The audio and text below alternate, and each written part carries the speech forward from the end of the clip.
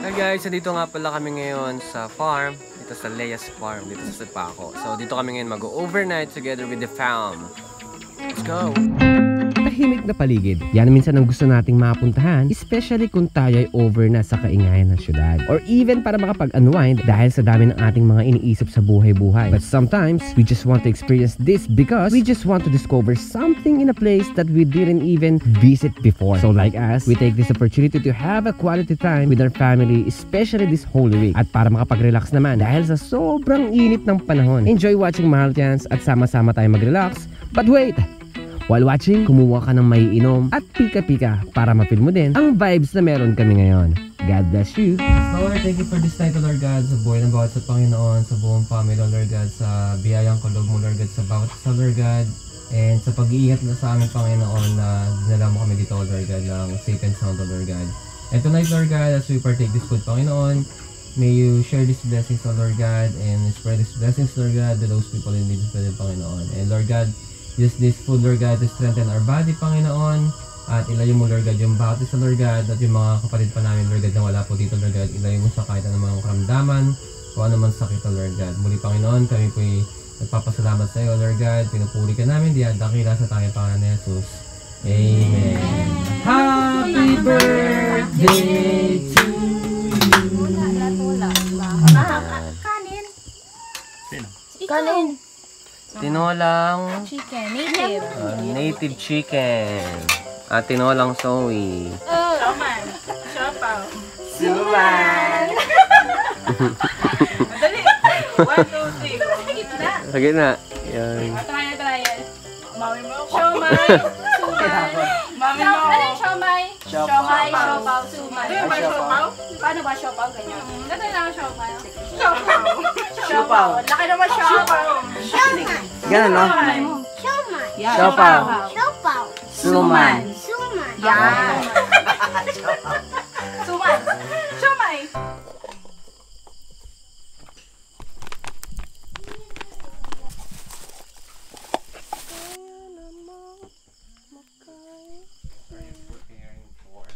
We're preparing hotdog Ha? with mallows. You know, the mallows there. Kuma? Siyempre mainit eh. Dapat ay medyo ano pa ito, para crunchy na ito. Magaw ni Papa. Sabi ko kasi, ito yung red wine to, na white na. Mainit. So yun guys, matulog na ako. Ayan, so dahil medyo madilim dito sa farm, so may hawak lang akong phone. Ayan. So para maliwanagan yung aking sarili. So ayun. So kita-kita tayo ulit bukas guys. Ayan, so dito namin magpahinga. Ayan, so relax muna talaga tayo dito at maaga ang tulog ngayong gabi. Let's go. Good night.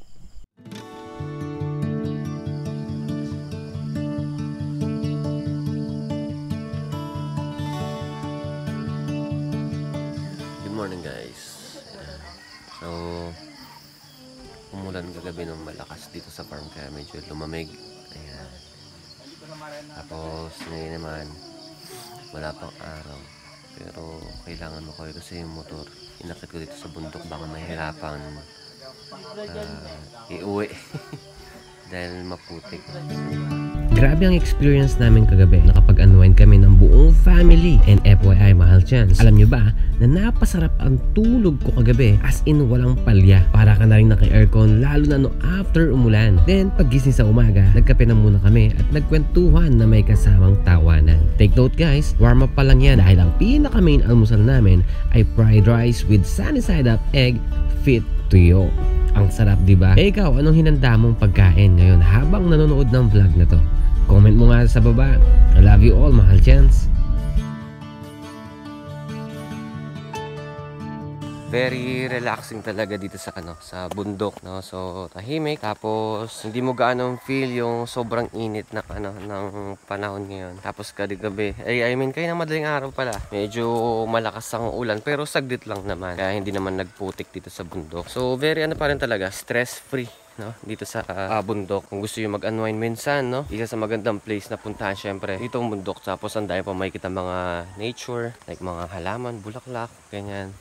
So nakakatulong kasi yan para mabawasan yung stress natin sa lungsod, ano.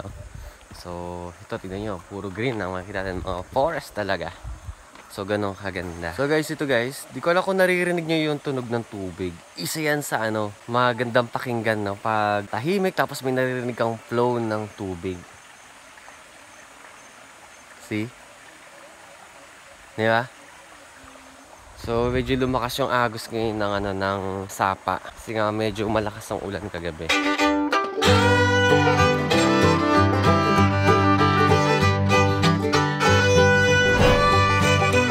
After na magdamusal, nag-aya si Papa na pumunta sa kabahayan na ang mga kapatid nating mangyan. Pinasyalan namin yung mga kaibigan naming mangyan at nakipagkwentuhan sa kanila. Hindi ko na pala kinuhanan ng video ang pakikipagkwentuhan namin sa ibang mangyan dahil medyo shy type ang ibang mangyan. And of course, we respect them. Ang ganda ng lugar nila dahil inaalagaan nila ito. Kaya I assure you na makakapag-unwind ka talaga sa lugar na ito.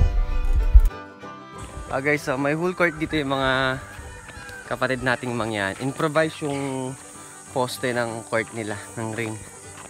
Ayan, tanim yung mangyanan guys. So, di ba? Kala nyo mga taga-parag lang mo mag-basketball ah. Mahilig din sa basketball ang mga katutubong mangyan.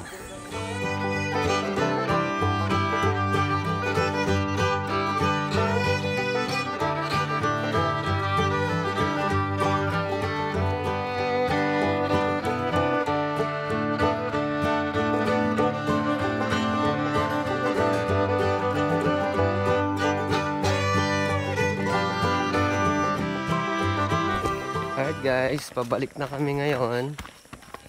Oops, may tulay dito. Yan.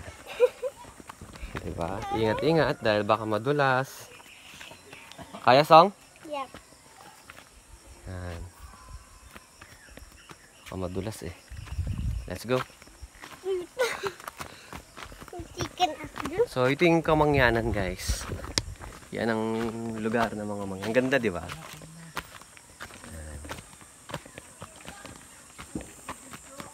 Simple lang ang pamumuhay dito, napakapayak pero masaya. Masaya sila. Yun ang kinaganda. Yan ang dami pang kabahayan.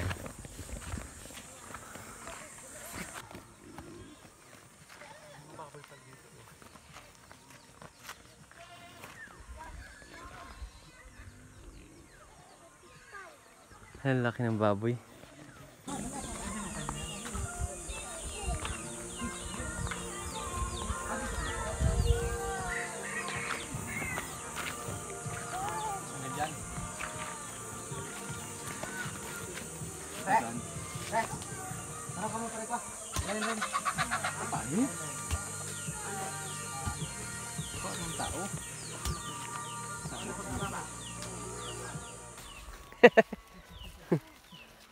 Naiya mong bata.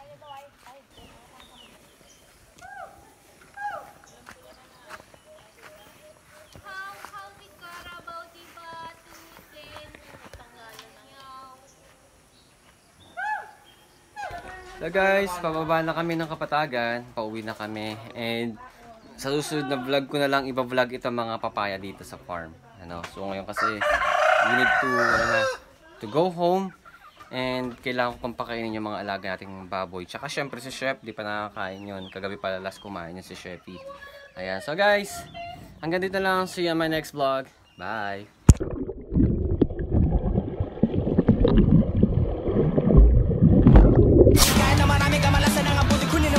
Makinig ka lang ng music, shake it, shake it, shake it, shake it, shake it.